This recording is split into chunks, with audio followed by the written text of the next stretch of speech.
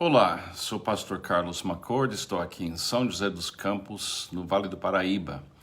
Eu espero que você esteja bem e já focado em Cristo Jesus. Está na hora para a gente continuar nossa leitura e estudo do Evangelho segundo João. Nesse lindo livro que Deus nos deu através da inspiração do Espírito Santo, encontramos o discipulado dos primeiros discípulos. E eu vejo exatamente como Deus levou seu filho para discipular os primeiros discípulos. E eu gosto de usar a palavra voar. A gente pratica discipulado ajudando a pessoa a ver Jesus, ouvir Jesus, amar Jesus, para poder repartir Jesus Cristo. Eu vejo nas páginas aqui do Evangelho segundo João, Jesus discipulando esses primeiros discípulos. E ele vai discipular todos nós do mesmo jeito, porque ele traz todo discípulo para focar nele, ouvir a voz dele, receber o amor dele para que a gente possa amá-lo de volta e também repartir essa vida que encontramos em Cristo Jesus. É muito, muito lindo. Estamos em capítulo 5. Se lembra que a gente está no meio de um diálogo, quase uma briga teológica, onde Jesus revela para os líderes religiosos da nação de Israel quem ele é. E ele está corrigindo a teologia desses líderes religiosos. E eu posso afirmar que quando você toca na teologia de qualquer teólogo, qualquer pastor, qualquer denominação, qualquer religião, você, de uma certa forma, está comprando uma briga, porque as pessoas passam a vida inteira estabelecendo uma posição teológica e essas pessoas estão contando com essa teologia para ser a redenção da sua vida, às vezes. E Jesus confronta isso na nação de Israel. Ele chega como Messias e ele não está sendo recebido pelo seu próprio povo, representado nesses líderes religiosos. E ele começa a desmontar a maneira incorreta que eles estavam ensinando para o povo e vivendo nas suas próprias vidas. Então eu quero que você imaginasse como teria sido estar nesse lugar onde esse diálogo entre Jesus e os líderes religiosos iam ter esse confronto. E Jesus não oferece nenhuma flexibilidade, ele fala a pura verdade, mas com graça. Ele convida esse pessoal a mudar. Então eu vou ler essas palavras de Jesus. Lembra-se, eu sou guia, eu estou tentando simplesmente focar sua atenção em Jesus, de uma certa forma, para que você possa ver Jesus, ouvir Jesus, amar Jesus e você também viver Jesus. Versículo 24 diz assim, Jesus está falando, eu lhes asseguro, quem ouve a minha palavra e crê naquele que me enviou, tem a vida eterna e não será condenado, mas já passou da morte para a vida. Só nessa sentença, ele explica que a vida eterna vem crendo em Deus Pai e Deus Filho, e essa pessoa sai da morte e vai para a vida, porque crê naquele que enviou e crê naquele que foi enviado. Imagine a tensão na mente dos teólogos que estavam pensando outra coisa. Ele continua, eu lhes afirmo que está chegando a hora, e já chegou, em que os mortos ouvirão a voz do Filho de Deus. E aqueles que a ouvirem, viverão. Então ele diz, minha voz é a voz que pode ressuscitar os mortos. e trazer vida para os mortos. Agora, mortos aqui não é somente pessoas literalmente mortas, mas pessoas que estavam morrendo no pecado, pessoas que estavam mortos espiritualmente. Pois da mesma forma como o Pai tem vida em si, Ele concedeu ao Filho ter vida em si mesmo. E deu-lhe autoridade para julgar, porque Ele é filho do homem. Não somente filho de Deus, mas filho do homem. Quer dizer, Ele é o filho que Deus queria. A humanidade que Deus quer. Ele representa essa humanidade também. Não fiquem admirados com isso, pois está chegando a hora em que todos os que estiverem nos túmulos ouvirão a sua voz e sairão. Os que fizeram o bem ressuscitarão para a vida. Os que fizeram o mal ressuscitarão para serem condenados.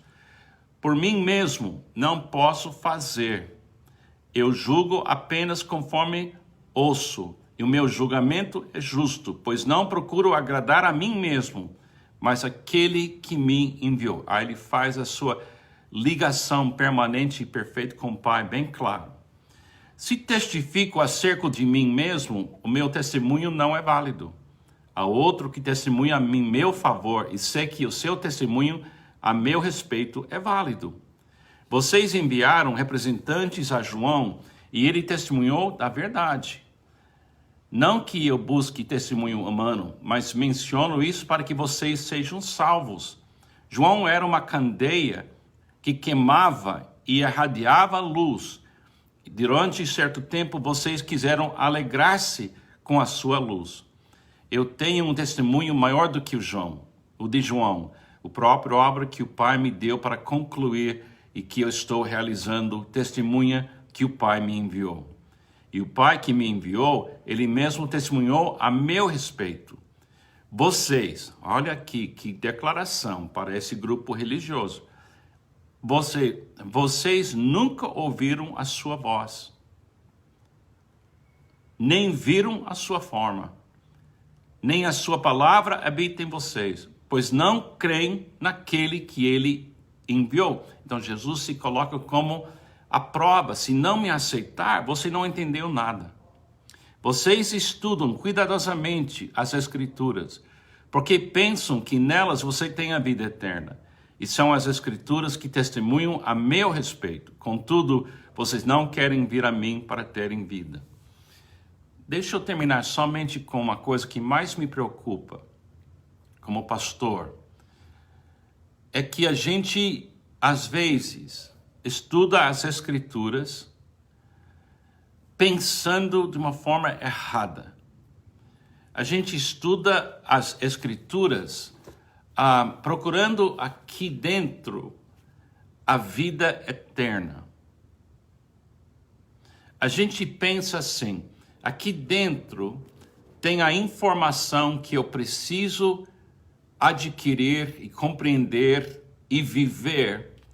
E se eu fizer isso corretamente, minha teologia vai produzir a vida eterna.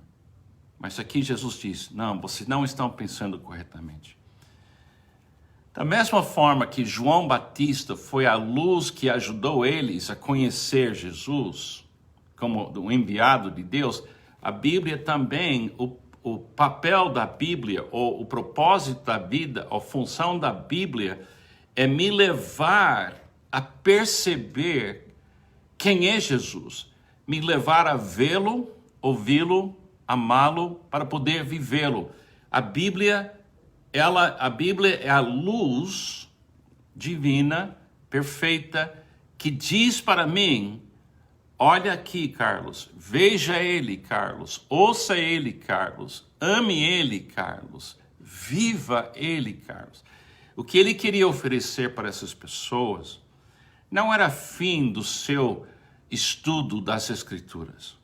Ele queria que eles compreendessem que as Escrituras existem para nos colocar frente a frente com Cristo. Cristo é o alvo das Escrituras. Jesus é a razão das Escrituras. As Escrituras você pode estudar, mas você não deveria estudar as Escrituras pensando que a vida eterna vive na Bíblia. A vida eterna se tornou carne e habitou entre nós e vimos a sua glória, cheia de graça e de verdade. E esse povo, eles não queriam abrir mão da sua teologia como sendo sua vida eterna. Eles acharam que sua teologia e suas práticas iam criar a vida eterna para eles e o povo de Israel. E Jesus disse claramente, você não vem a mim para ter vida. Ele queria dar vida para eles. Mas eles queriam ficar com suas ideias e doutrinas e estudo, dizendo, isso é suficiente, eu tenho certeza que Deus vai me permitir entrar porque eu entendi a Bíblia.